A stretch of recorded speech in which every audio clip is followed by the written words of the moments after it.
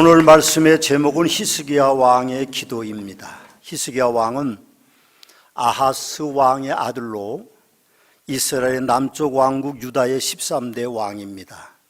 히스기야는 위대한 왕 중에 가장 위대한 왕으로 칭송을 받고 있었던 사람입니다. 열왕기하 18장 5절 말씀을 보면 히스기야가 이스라엘 여호와 하나님을 의지하였는데 그의 전후 유다 여러 왕 중에 그러한 자가 없었다, 그렇게 기록하고 있습니다. 히스기야 왕의 즉위한 시대는 사실 매우 혼돈의 시대였습니다. 정치적으로도 어려운 시기였죠. 북왕국 이스라엘은 아수르 제국에게 멸망을 당했고 유다도 아수르 제국에게 침략을 받아 이제 침략 직전에 무릎을 꿇고 조공을 바치기로 약속해서 겨우 살아남을 수 있었던 땅이었습니다.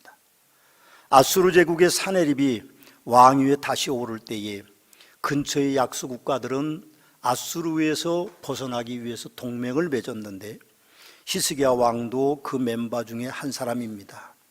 이런 상황에서 이사야 선지자는 히스기야 왕과는 다르게 아수르를 대적하지 말고 애굽을 대적하도록 하나님의 명령을 선포했습니다. 왕이 그것을 이해하지는 못했죠. 애굽은 전통적인 강국이고 그리고 아수르는 이제 신흥 제국과 같은 상태였기 때문에 사실은 애굽을 의지하는 것이 더 옳다고 생각하는 왕과 이사야 선지자의 갈등이 계속되고 있는 그런 찰나였습니다. 그러다가 애굽 정책이 실패함으로 말미암아 결국 아수르 왕의 침략을 받게 되고 그들은 조공을 다시 바치게 되는데 은 300달란트와 금 30달란트라는 엄청난 조공을 바치고야 살아남을 수 있는 시대였습니다. 우리가 살아가는 시대도 이 세계의 모든 나라들도 지금 2022년도에는 어려움을 겪고 있습니다. 러시아의 우크라이나 침략 전쟁의 영향으로 에그플레이션이라는 단어가 생겼습니다. 그 농산물 가격이 상승함으로 물가를 끌어올리는 현상이라고 합니다. 듣도 보도 못한 경제의 용어인 에그플레이션의 영향으로 농산물뿐만 아니라 공산품 가격도 석유 가격도 최대치로 끌어올리고 있습니다. 그 영향이 사실은 우리나라에도 불똥이 튀고 있죠. 그래서 주공아파트 어느 곳에는 건축을 멈추어져 있고 결국 정부에서는 이제 건축비를 올리는 일들로 합의를 보고 있는 상황에 있습니다. 결국 모든 물가가 상승할 것입니다. 철강도 세멘트도 목재도 따따블로 올라갈 가능성이 있다고 그렇게 말하기도 합니다. 이 총체적인 위기의 시대에 저의 바람은 우리 대한민국의 5월 10일 날 취임하는 20대 대통령이 좀 히스기야 왕 같은 대통령이 좀 되면 좋겠다, 그런 생각을 했습니다. 히스기야 왕처럼 우상을 타파하고 국방력을 키우고 경제 활성화를 이루는 대통령이 취임하면 좋겠다, 그런 생각을 합니다. 그러나 그리 만만한 일은 아닐 것 같습니다. 그러나 우리는 기도할 것입니다. 우리 믿음의 사람들이 새로운 대통령과 새로운 정부를 위해서 기도할 것이고 그래서 우리나라가 다시 부강한 나라가 되는 그런 일들이 우리 기도의 힘으로 말미암아 이루어질 것이라고 저는 그렇게 믿습니다. 오늘 본문으로 가보면 히스기야가 병이 들었을 때 하나님이 이사야 선지자를 그에게 보내셨습니다. 너는 집을 정리하라, 내가 죽고 살지 못하리라, 그렇게 하는 명령을 내립니다. 사실 선지자가 왕 앞에 가서 당신이 죽을 거다, 일어나지 못할 것이다, 그렇게 통보하면 선지자가 살아남기가 어려울 겁니다. 그래서인지 이사야는 재빨리 왕실에서 나와서 이제 왕궁을 빠져나와 궁궐로 향하여 도망을 가는 것 같습니다. 그런데 그 이사야가 궁궐을 다 빠져나가기도 전에 하나님이 이사야에게 말씀하십니다. 다시 가라. 이사야는 아마 놀랬을 겁니다. 금방 왕이 죽을 것이라고 말했는데 가서 다시 왕이 살 것이라고 말해라, 그렇게 이야기하는 것을 그가 들었을 때에 참 안타까운 마음을 가지고 있었겠죠. 근데 하나님 뭐라고 말씀하시는가 하면 가서 왕에게 그렇게 말해라. 내가 내 기도를 들었고 내 눈물을 보았노라. 내가 너를 낫게 하리니 내가 3일 만에 여호와의 성전에 올라가겠고 내 날에 15년을 더할 것이며 내가 너와 이 성을 아수르 왕의 손에서 구원하고 이 성을 보호하리라 하고 그렇게 전하라고 말합니다.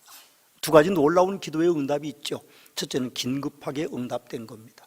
이사야가 다 궁을 빠져나가기도 전에 하나님이 긴급하게 애통하며 눈물을 흘리는 그 히스기야의 기도를 들으셨고, 그리고 그의 생명을 15년이나 더 살게 해주신다고 말씀하고 계시는 것입니다. 여러분, 히스기야는 기도하고 있습니다. 저는 이 히스기야 왕의 기도를 볼 때에 그는 인생의 위기 때에 기도하는 왕이었다, 그렇게 말씀을 드리고 싶습니다. 20절 말씀에 보니까 그때 히스기야가 병들어 죽게 되며 그렇게 기록하고 있습니다. 히스기야 왕은 25살의 왕이 돼서 29년을 통치했습니다. 그런데 그때 병들어 죽게 될 때는 통치 14년 차 되던 해이기 때문에 하나님께서 그의 생명을 15년 더 연장시켜 주셨으니까 14년의 통치로 끝날 것을 15년의 통치를 더하도록 그렇게 이제 하나님이 축복을 베푸신 것입니다. 그때 나이가 겨우 39살이었으니까 죽기는 너무 아까운 나이죠. 사실은 그는 왕이었습니다. 그러니 더더욱 그러할 수밖에 없을 것입니다. 역사를 살펴보면 히스기야의 아들 므낫세가 왕위에 즉위할 때 나이가 겨우 12살이었습니다. 그렇다면 내 집을 처치하라는 말씀은 네 후손이 없을 것이라는 말씀이고, 그렇게 하고 그가 아직 아들을 얻지 못했을 때에 그는 병들어 죽게 됐던 것입니다. 왕의 태가 끊어지는 것이죠. 그러니 그때 히스기야 병들어 죽게 됐다는 말이 적절한 표현인 것 같은 생각이 듭니다. 히스기야 왕이 이 위기를 극복하는 비결은 기도였습니다. 점술가를 동원할 수도 있을 것이고, 복술가를 동원할 수도 있을 것이고, 박사들을 동원할 수도 있을 것이고, 어의를 대동할 수도 있을 것이지만 그렇게 하지 않았습니다. 여러분, 우리는 다음 주일에 서문화교 창립 65주년 기념 주일을 맞습니다. 기념 예배와 임직 예배는 오후 2시에 드리고, 오전 예배 설교는 요셉의 기도라는 제목으로 설교하기를 원합니다. 근동 지역에 7년 대재앙인 기근이 왔습니다. 7년 동안 비 한 방울이 떨어지지 않았습니다. 그런데도 신기하게 애굽은 살아남고 근동의 여러 국가들이 애굽 때문에 살아남았습니다. 그 이유가 무엇입니까? 기도하는 요셉이 있기 때문에 그 나라가 망하지 않았고 근동 국가에 있는 백성들이 다 죽음을 맞지 않았던 것입니다. 여러분, 우리는 그렇게 믿습니다. 기도하는 성도가 있는 가정과, 기도하는 성도가 있는 교회와, 기도하는 성도가 있는 단체와, 기도하는 성도가 있는 나라는 결코 망하지 않고 흥할 것을 믿습니다. 우리는 분명하게 믿습니다. 그래서 매일 매시 무시로 기도합니다. 여러분과 저도 인생의 위기를 맞을 때가 참 많습니다. 그럴 때 우리는 하나님 앞에 기도할 수 있어야 됩니다. 물론 살면서 삶의 위기가 없으면 얼마나 좋겠습니까? 그러나 아무도 장담할 수 없는 것이 인생입니다. 혹시 우리가 병들을 수도 있고, 혹시 부부 사이의 위기를 맞을 수도 있고, 혹시 자녀들에게 문제가 생길 수도 있고, 혹시 직장을 잃을 수도 있고, 우리의 사업이 부도의 위기를 맞을 수도 있습니다. 혹시 사람과의 위기가 오면 위기를 극복하는 최선책으로 우리는 하나님 앞에 기도하는 것밖에 없습니다. 사람의 마음을 어떻게 돌릴 수 있을 것이며, 돈의 문제를 어떻게 우리가 해결할 수 있을 것이며, 부부 사이의 위기를 우리가 어떻게 해결할 수 있을 것이며, 건강을 우리가 어떻게 지킬 수 있습니까? 인생에 그런 위기가 올 때 우리는 기도해야 됩니다. 기도합시다. 함께 기도하면 위기를 극복할 수 있습니다. 두 번째로 히스기야 왕의 기도는 하나님을 신뢰하는 기도였습니다. 역사를 보면 고대의 왕들은 신격화가 돼 있었습니다. 한 예로 들면 예수님 시대의 유대 땅의 왕이었던 헤롯 대왕은 신의 소리라고 하는 이제 백성들의 소리를 듣고 교만해져서 충이 먹어서 죽었다고 그렇게 성경은 기록되어 있습니다. 히스기야 왕도 그럴 수도 있었을 것입니다. 그도 왕이니까요. 당시의 왕은 신의 자리를 대신하는 절대 권력자였던 것입니다. 그런 히스기야 왕이 죽음을 앞두고 오직 여호와 하나님만 의지하기는 그렇게 쉬운 일은 아니었을 것입니다. 그에게는 훌륭한 어의도 있고 박사도 있고 점술사도 있고 복술가도 있었을 텐데 그는 그들을 의지하지 않고 벽으로 얼굴을 대고 눈물을 흘리며 통곡하며 기도하고 있습니다. 2주일 전에 서문화교에서 오랜 동안 신앙생활을 하시다가 학교 문제로 다른 교회를 다니시던 권사님이 하나님의 부름을 입어서 소천하셨습니다. 참 열심히 있는 교인이었습니다. 그분은 우리 교회가 악기 하나도 없는 작은 교회였을 때에 처음 교회 나오시자마자 피아노를 헌납하신 분이셨습니다. 그분은 삶에도 열심히 많으셨습니다. 그래서 늦게 교수가 되셨던 분입니다. 그런데 그분이 희귀병을 앓기 시작했습니다. 2, 3년 전에 저희 부부를 초청해서 함께 식사를 하는데 전혀 그런 내색을 안 하셨는데 2주 전에 저에게 이제 부고장이 하나 날라왔는데 권사님이 하늘나라로 갔다는 부고장이 날라왔습니다. 우리가 문상을 갔습니다. 근데 제가 들어보니까 그분이 자기의 생명을 하나님께 맡기겠다고 하고 적극적인 치료를 안 하셨다고 합니다. 돈이 없는 것도 아니고 돈이 많습니다. 그런데 그분은 그렇게 생각했답니다. 내 병은 의사가 낫을 병이 아니고 하나님이 낫게 하시든지 그렇지 않으면 하늘나라 가는 병이라고 생각하고 그렇게 사시다가 하늘의 부름을 입으셨습니다. 아마도 저는 그런 생각을 했습니다. 그 권사님은 죽음 앞에서 의지할 분은 오직 주님밖에 없다는 것을 알고 계셨던 것 같습니다. 요즘 제가 목회하면서 갈등을 많이 느끼고 있습니다. 인생의 위기 때에 의지할 분은 결국 하나님뿐이구나, 그렇게 하나님 앞에 고백하고 있습니다. 다윗 왕도 시편 138편 3절에서 내가 간구하는 날에 주께서 응답하시고 내 영혼에 힘을 주어 나를 강하게 하셨나이다라고 그렇게 고백하고 있습니다. 제 마음이 그렇습니다. 또 히스기야 왕의 기도는 자신의 공력을 의지하는 기도였습니다. 히스기야 왕은 히스기야가 낫을 벽으로 향하고 여호와께 기도하여 이르되 여호와여 구하오니 내가 진실과 전심으로 주 앞에 행하며 주께서 보시기에 선하게 행한 것을 기억하옵소서 하고 심히 통곡했다고 그렇게 기도하고 있습니다. 히스기야는 선한 왕이었습니다. 왕이 즉위하면서 가장 먼저 한 일은 하나님을 위하여 종교개혁을 단행했습니다. 산당들을 제거했고 돌기둥인 주상들을 파괴했고 아세라 목상을 쓰러뜨려 쪼개고 불태워버렸고 모세가 만든 노뱀을 그때까지 백성들이 섬기고 있었으니까 이건 쓸데없는 노조각이라고 말하고 불에 녹여버렸습니다. 그리고 나라의 안녕을 위해서 외세의 침입을 대비해서 기온샘이라고 하는 먼 곳에 있는 샘에서 예루살렘 성 실로암 연못에 있는 지하수로를 개발했던 왕이었습니다. 그는 국방도 튼튼했고 경제도 튼튼한 제국을 이루었습니다.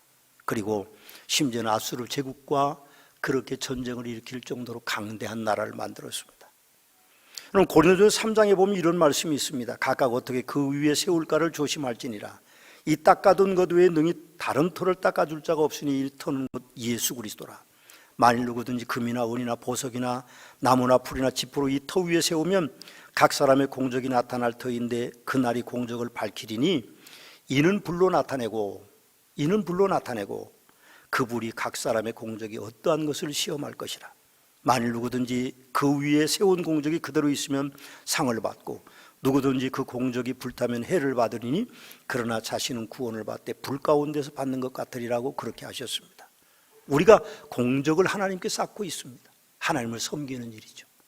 잘 섬길 수도 있고 그렇지 않을 수도 있습니다.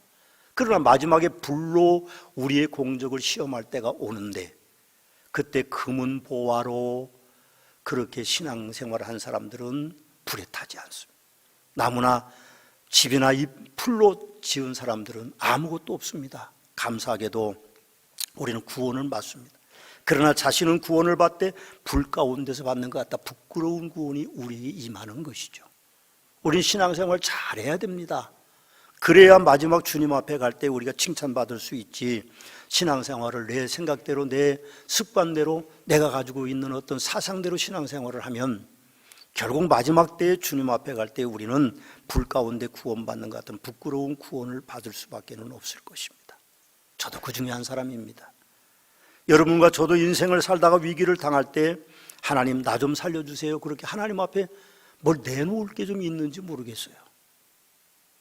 건강을 잃었을 때 교회를 사랑하고 교회에서 헌신봉사한 것을 내놓을 필요가 있을 때 교회를 얼마나 사랑하시고 헌신봉사를 얼마나 많이 하셨는지 하나님 앞에 내놓을 것이 있는지 모르겠습니다. 자녀들이 대학 가고 자녀들이 결혼할 때 원하는 대학에 가도록 좋은 배필을 만나도록 자녀를 위하여 얼마나 오랫동안 기도의 공력을 쌓으셨는지 모르겠습니다. 돈 때문에 힘들 때 11조 생활을 온전하게 하나님의 집에 드렸기 때문에 하나님 앞에 무릎을 꿇고 하나님, 내가 이렇게 11조도 온전히 드렸는데 나의 돈 문제를 해결해 달라고 그렇게 기도할 수 있는 공력이 있는지 모르겠습니다.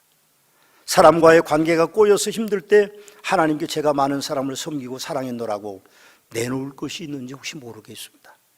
직장을 구하거나 승진을 원할 때 하나님, 저는 저희 집보다 직장보다 예배를 우선했다라고, 교회를 우선했다라고 하나님 앞에 내놓을 것이 있는지 모르겠습니다. 물론 사람의 삶은 누구나 공과 사가 있습니다.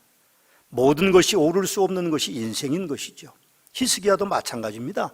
그가 죽을 병에서 나옴을 입었을 때에 바벨론 제국에서 사신을 보내왔어요. 그럴 때 바벨론 제국이 신흥 제국이었는데 그 바벨론 제국에게 성전 안의 금은 보화를 다 보여주었습니다. 바벨론 제국의 사신들이 와서 깜짝 놀랐죠. 성전 안에는 전부 금으로 입혀져 있었습니다. 그래서 그들이 전쟁을 일으키고 훗날 침략에 그것이 빌미가 되어서 성전의 금은 보화뿐만 아니라 성전의 벽에 입힌 금까지 다 벗겨서 빼앗겼습니다. 어젯밤 국민일보 7절 8면 7면 8면에 조금 기록되어 있는 내용, 7면은 전체장이고요, 8면은 조금 기록된 보면 부모님이 목회자, 연예인 자녀들의 빛과 그늘이라는 제목의 글이 실렸습니다.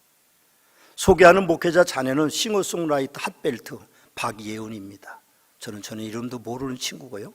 방송인 MC 김성주, 가수 박정현, 배우 김대명, 가수 자이언티, 가수 이성윤, 가수 이승국이었습니다.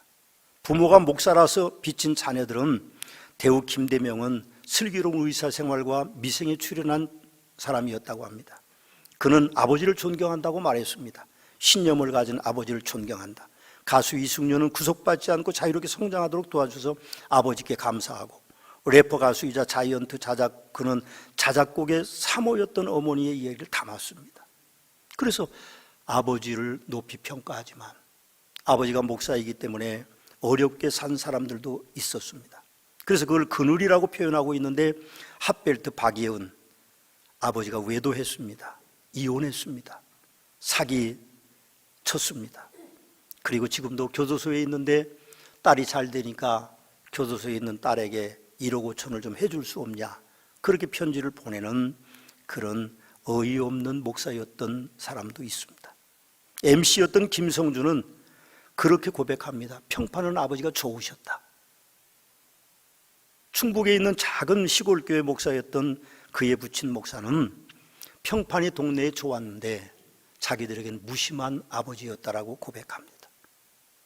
그런데 그가 그런 아버지가 자기가 군대 가는 날 아버지가 마중을 나왔는데 잠깐 버스에 탔는데 그 버스가 여러 대 가니까 놓쳤는데 아버지가 김성주를 찾으려고 왕자왕하는 것을 보고 김성주는 아버지의 사랑을 느꼈다고 말합니다. 훗날 MC였던 김성주가 좋은 MC였으니까 소천하기 전에 방송에서 인터뷰를 한 것이 나오는데 이렇게 얘기했다고 합니다. 이 아비를 너무 원망하지는 말아다오. 옛날 사람이라서 표현 방법도 모르고 서툴러서 오해가 많았던 것 같다. 내가 너무나 귀하고 소중해서 그랬다는 것만은 알아다오. 나를 위한 목사가 되기를 바랬지만 지금은 내가 대견하고 자랑스럽다. 그렇게 그는 마지막 인터뷰의 영상을 남겼다고 합니다. 게시된 글은 로비에 붙여놨습니다. 여러분들 보시면 되겠고요. 그런데 말입니다, 제가 의사의 오진으로 죽음을 눈앞에 두었을 때 하나님 앞에 살려달라고 기도하기 위하여 제가 하나님 앞에 내놓을 것이 아무것도 없었습니다. 제 나이는 40이 안 됐을 때인데 제가 암 말기 판정으로 21일 동안을 살았습니다. 그런데 하나님 앞에 무릎을 꿇고 기도해야 되는데 하나님 앞에 내놓을 건 아무것도 없었습니다. 그냥 지은 죄만 생각나서 하나님 앞에 기도할 수밖에 없었습니다. 그때가 성전 건축 중이라서 저는 그렇게 기도할 수밖에 없었습니다. 하나님, 성전 건축을 마무리 잘하고 저를 데리고 가주십시오. 근데 지금 제가 멀쩡히 살아 있습니다. 그래서 저는 그걸 의사의 오진이라고 생각하는데 어떤 장로님은 저에게 그렇게 얘기하지 마시고 기도해서 낫다고 하십시오 그러는데 저는 기도를 별로 많이 안 했으니까 오진이라고 그냥 지금도 믿고 있습니다. 그러나 하나님의 은혜가 너무 크죠. 마지막으로 히스기야 왕의 기도는 축복을 불러오는 기도였습니다. 6절 말씀을 보시면 그렇게 되어 있습니다. 내가 내 날에 50년을 더할 것이며 내가 너와 이 성을 아수르 왕의 손에서 구원하고 내가 나를 위하고 내 종 다윗을 위함으로 이 성을 보호하리라 하셨다라. 그렇게 전하고 있습니다. 하나님의 응답은 너무 긴급합니다. 그리고 위대한 것, 큰 것이었습니다. 히스기야는 믿기가 매우 어려웠을 것입니다. 금방 죽는 사람이 3일 후에는 성전에 올라갈 것이라고 말하니까 히스기야는 이사야 선지자를 붙잡고 그랬습니다. 증표를 좀 보여줘라. 그 왕이니까 선지자에게 말할 수 있죠. 좀 보여주면 내가 믿을 거 아니냐? 쉽게 말하면 그렇게 하는데 이사야가 그렇게 말합니다. 왕이여, 해의 시계가 앞으로 10도를 더 가겠습니까? 아니면 뒤로 10도가 물러가는 게 어떤 증표를 보여드릴까요? 그러니까 히스기야가 뭐라고 말하는가 하면 선지자요, 앞으로 가는 것은 쉬울 수 있지만 뒤로 가는 건 어려우니까 10도 뒤로 물러가는 걸 증표를 내게 좀 보여줘라. 그는 그렇게 이야기합니다. 실제로 시계는 10도 뒤로 물러갔습니다. 3일 만에 성전에 올라갔고 그는 15년 이상 더 살았던 기록들이 역사에 남겨져 있음을 봅니다. 인류의 역사에 더 살고 싶다고 더 산 사람은 없습니다. 그러니 이 히스기야가 놀라운 축복을 받은 것이죠. 아들에게 왕위를 물려줄 수 있습니다. 그 이후에 아들이 태어났으니까요. 그리고 히스기야는 그렇게 기도의 응답을 받고 15년을 더 살았으니까 저는 히스기야의 기도는 축복을 가지고 왔다고 저는 믿습니다. 여러분의 삶도 마찬가지입니다. 하나님 앞에 기도하면 하나님이 여러분들에게 축복해 주실 것입니다. 그 축복이 기도로 말미암아 온다는 것을 기억하시고 여러분들이 기도하십시오. 사랑하는 소문학교 성도 여러분, 여러분과 저를 포함하여 이 땅의 모든 성도의 기도는 하나님께서 응답해 주십니다. 곧 그것이 축복일 것입니다. 그렇습니다. 하나님께서는 모든 성도의 기도를 들으시는 분이시죠. 2022년 우리 교회 표어가 예레미야 33장 3절입니다. 너는 내게 부르짖으라. 내가 내게 응답하겠고 내가 알지 못하는 그거 비밀한 일을 내게 보이리라 말씀하십니다. 기도합시다. 기도하면 하나님이 우리도 히스기야처럼 놀라운 축복을 주실 것입니다.